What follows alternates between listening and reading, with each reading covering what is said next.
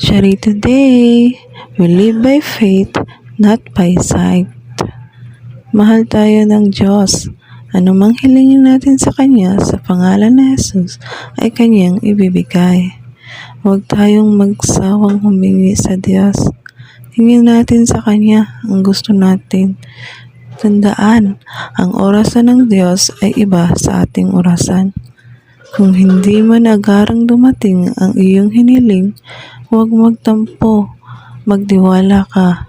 Ang timing ng Diyos ay perpekto. Laging tandaan, maling paniniwala ang kasibayhang nasa tao ang gawa, nasa Diyos ang awa. Na kay Kristo ang gawa, nasa tao ang pagpapala. Pinagpalat lubos na pinaburan tayo dahil kay Lord Jesus Christ na siyang gumawa. Tandaan natin lagi ang tinapos na gawa ng ating Panginoong Jesus. Tayo'y mga tagapagmana ng Panginoong Jesus.